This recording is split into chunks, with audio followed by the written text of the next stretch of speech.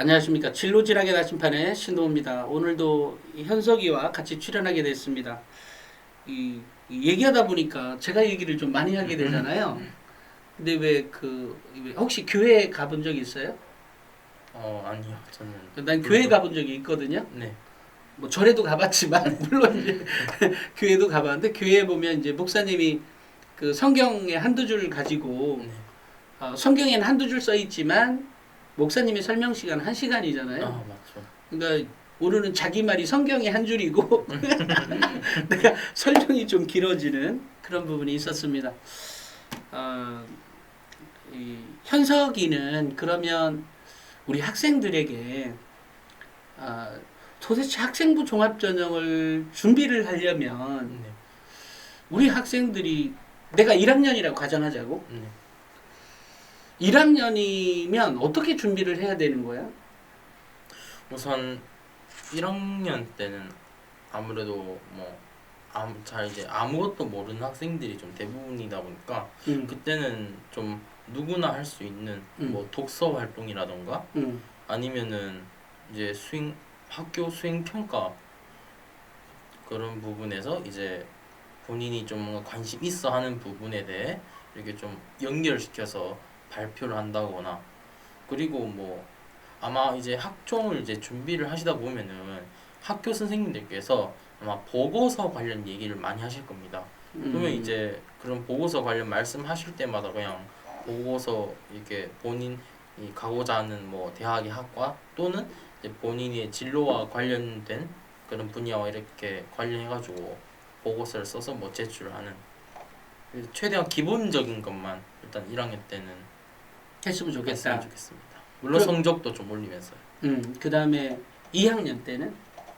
2학년 때는 일단 1학년 때 이제 기본 베이스를 다졌던 활동을 좀 더 보완을 하는 작업, 또는 이제 뭐 보완을 좀 뭐 할 게 없다 그러면은 기본적인 부분에서 이제 심화적인 부분으로 이제 넘어가는, 저는 그런 시기라고 생각을 합니다. 2학년 때는 뭐 예를 들어서 좀 보완을 해야 한다면은 뭐 1학년 때는 뭔가 발표는 했는데 단순히 그냥 발표했다라고만 그냥 기록이 되어 있고, 이렇게 발표를 했는데 다른 학생들과 뭔가 차별화된 게 없다 그러면은 2학년 때부터는 뭔가 다른 학생들과 좀 차별화를 뭐 이렇게 할 수 있도록 뭐 질문을 뭔가 이렇게 Q&A를 좀 뭔가 더 넣는다거나, 아니면은 뭐 실제로 뭐 스타 강사들이 하는 것처럼 뭔가 이렇게 좀 몰입감을 주면서 발표를 한다거나 이런 식으로 뭐 보완을 하는 방법이 있고요. 그리고 심화로 넘어가는 방법은 단순히 이제 교과서에 나오는 그런 이론적인 부분에 이제 그치지 않고 이를 이제 실생활에 적용해보는 그런 실용력 관련으로 좀 이렇게 나아가시면은 충분히 이거는 심화적인 활동이다라는 것을 알 수 있습니다. 그러니까 그 실용이라는 게 결국 실생활 적용해서 어떻게 한다라고 하는 부분인 거죠. 네. 그 현석이는 그런 부분을 어떻게 찾아냈어요? 그것은 책에서도 찾아냈기도 할 거고 네. 교과서에서도 찾아냈을 거 아니에요? 네. 아닌가? 교과서에서도 찾아내긴 하죠. 그럼 주로 어디서 찾은 거야? 교과서, 그 다음에 책. 네. 교과서나 책, 그리고 약간 칼럼이라고 해야 되나? 칼럼? 네, 칼럼에서 그냥 이렇게 쓱쓱 보다가 이거 좋겠다 하면서 그러면서 찾아내는 거죠. 또 수업 시간에 뭐 방과후 수업이나 이런 뭐 추가적인 수업에서도 찾아내지 않나요? 방과후 수업에서도 네 찾아냅니다. 근데 주로 방과후 수업은 이제 약간 인문 계열 쪽으로. 사실 수학 방과후에서는 저는 솔직히 못 찾았습니다. 물론 학생들마다 다 다르겠지만 저는 근데 인문 분야에서만 좀 찾았습니다. 아까도 예를 들어 홍정아 같은 경우는 어디서 찾은 거예요? 홍정아 같은 경우에는 이제 수학 인문으로 수를 읽다라는 그 인문학 관련 서적에서 제가 찾은 겁니다. 나는 홍정아를 보면서 이거 영화 소재로 삼으면 좋겠다라고 항상 생각이 떠오르더라고. 네. 자기 자기 걸 보면서 뭐 어찌됐건 이제 이렇게 학생의 그 세특상의 기록의 내용을 보고 나는 이걸 영화 소재로 삼아서 영화를 촬영하면 좋겠다라고 하는 아이디어까지 넘어왔잖아. 내가 만약에 영화 감독이었다면 그렇게 갔겠죠. 네. 그러니까 그런 것들처럼 전혀 엉뚱한 데에서 아이디어는 얻을 수가 있으니까 그런 의미에서 이 배경 지식들이 좀 필요한 거죠. 자, 그러면 3학년 때는 어떻게 준비를 해야 할까요? 3학년 때는 약간 마무리 단계입니다. 어떻게 보면은 활동의 마무리 단계이면서 내신을 좀 전념하는 시기 또는 뭔가 1학년 때와 2학년 때 활동이 좀 뭔가 좀 저조하다 싶을 때 마지막 스타터를 올리는 그런 중요한 시기가 3학년이라고 생각합니다. 저 또한 어떻게 보면 3학년 때가 제일 활동이 저는 우수하다고 개인적으로 생각을 합니다. 어떤 점 때문에 자기 그 활동이 우수하다고 평가한 거죠? 자기 자신에게? 우선 저는 뭐 예전에 뭐 대표님께서 제가 말씀을 드린 적이 있었는데 이제 그 조선왕조실록의 원전을 제가 직접 연구를 했던 적이 있었어요. 진짜 그 한자로 쫙 돼 있는 거를. 근데 이제 그거를 이제 저 일일이 한자를 다 알 수가 없으니까 한자 사전을 막 동원하면서 거의 그게 3학년 때였구나. 네, 물론 2학년 때는 간략하게만 되어 있고 3학년 때는 그 부분에 대해서 상세하게 기록이 되어 있습니다. 네, 그렇게 이제 뭐 조선왕조실록의 원전을 제가 직접 연구를 하는 한문 수업이 언제 있었죠? 1학년 때 있었습니다. 그게 2, 3학년 때였구나. 근데 한문이 성적이 그때 별로 안 좋았던 걸로 기억하는데? 아마 7등급. 7등급. 네. 그래서 이제 원전을 해석하고 했다 그래가지고 제가 당시 한문 성적을 잠깐 일부러라도 찾아본 적이 있어요. 뭐야? 근데 그래서 7등급이어서 깜짝 놀랐죠. 근데 결국은 이제 이렇게 사실은 현석이처럼 우리가 이제 한 가지 알 수 있는 것은 현석이처럼 내신 등급이 낮지만 결과적으로 내신 등급이 모든 것을 결정해주지 않는다는 것도 우리가 주목해야 할 필요가 있어요.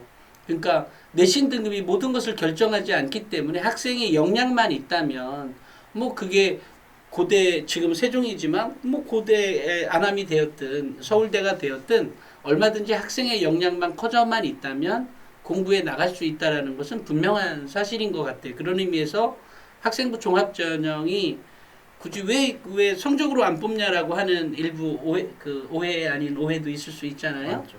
그런 게 충분히 학생의 나머지 역량으로도 커버가 가능하다라고 하는 또 하나는 이제 현석이의 경우에 독서가 거의 90권, 100권, 81권, 81권 뭐 이렇게 독서를 또 굉장히 많이 했는데 독서가 이렇게 많이 한 학생이 성적이 나쁘다는 거에 또 인정할 수 없어서 내가 몇 번 이렇게 얘기한 적이 있었습니다. 어쨌든 1학년과 2학년, 3학년 때 이렇게 했었고 명문대 합격생 학생부 대공개 책을 2학년 10월 달에 사놨다 그랬나? 맞습니다.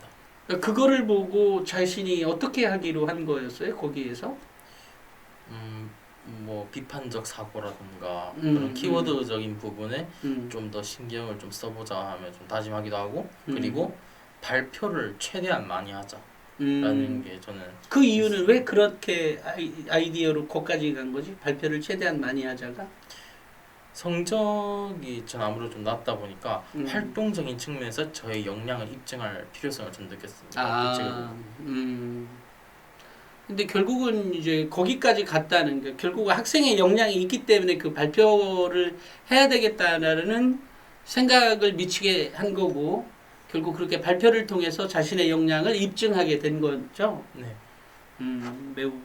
매우 바람직한 거죠. 어쨌든 학생은 그래서 나중에 그 입시 이제 원서 낼 때 네. 자기가 이제 6개 대학을 집어넣었잖아요. 네. 6개 대학을 뭐 아까 어디야? 그 한양대, 중앙대, 건대, 경북대, 영랑대, 계명대를 넣었을 때 계명대의 경우에도 아마 최하 등급 그때 아마 역사학과, 사학과 이런 쪽이 아마 4.2등급 어찌됐건 뭐 4등급 이 정도일 텐데 또는 3.7등급 이 정도인데 이 학생이 이제 거기를 합격을 한 거죠. 네, 한 2.7등급을 뛰어넘은 등급으로 이제 합격을 했는데 당시에 우리 그 원서를 냈을 때 이제 진학 부장님이나 또는 고3 담임 네. 예, 고3 선생님들이 합격을 한다고 예상을 했던가요? 아니, 뭐라 그래? 우선 이렇게 말씀해도 될지 음. 모르겠지만은 진학부장 선생님께서는 뭐 좀 약간 매우 놀라신 듯, 네, 매우 놀라셨습니다. 놀랐다는 것은 저 왜 뚫기 저 완전 또라이 아니야 뭐 이런 느낌인가요? 네, 사실 제가 그때 당시 진학부장 선생님께서 응. 추천해준 약간 대학이 있었는데 저는 솔직히 약간 자존심이 좀 있어서 아. 저 안 갑니다 이런 식으로 제가 튕긴 좀 이렇게 좀 거절을 한 적도 있었거든요. 근데 오히려 이제 진학부장 선생님께서 추천해주신 대학보다 더 높은 대학에 어떻게 좀 이렇게 붙었으니 좀 진학부장 선생님께서도 그때 당시 매우 놀라셨고요. 그리고 담임 선생님께서도 네, 매우 좋아하셨습니다. 배우 좋아야 돼. 깜짝 놀랬겠죠. 왜냐하면 이제 그렇게 합격을 하고 나니까 그 당시에 내가 전화 통화할 때 학교에서 학생부 종합 전형을 다시 한번 보게 됐다고 그랬나? 네. 아니면 뭐라 그랬다 그랬지? 그때 학교 선생님들께서 어떤 약간 저를 보는 시선이 좀 많이 달라졌습니다. 그래? 어떤 시선이?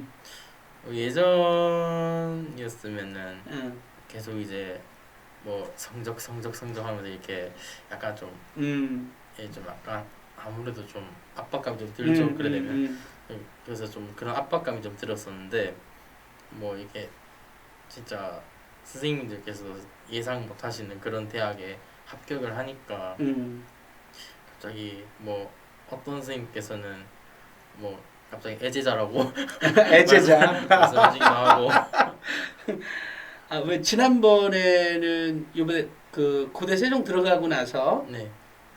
그 후배들을 위해서 강의를 했다고 하지 않았어요? 네, 강연했습니다.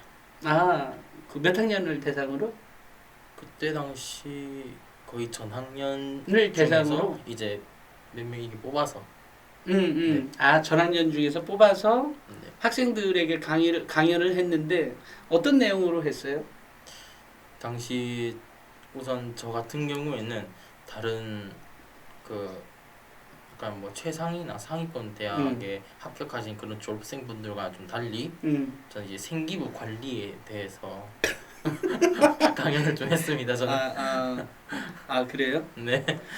알겠습니다. 그 생기부 관리에 대한 얘기를 오늘 그 아까 내 1차, 2차, 3차씩 이렇게 그 얘기를 이렇게 했는데 그 안에 다 들어가 있나요? 아니면 추가로 더 얘기를 많이 해야 되나요? 그 생기부 관리에 대해서? 뭔가 그래도 뭔가 많이 말씀드리기보다는 좀 강조를 하고 싶어요. 어떤 거를? 우선 제발 선생님들과 사이좋게 제발. 사이좋게 지내라. 네, 또 그리고 두 번째는 노력하고 성실해라, 꾸준해라, 뭐 네. 이런 얘기. 네, 그리고 마지막 세 번째가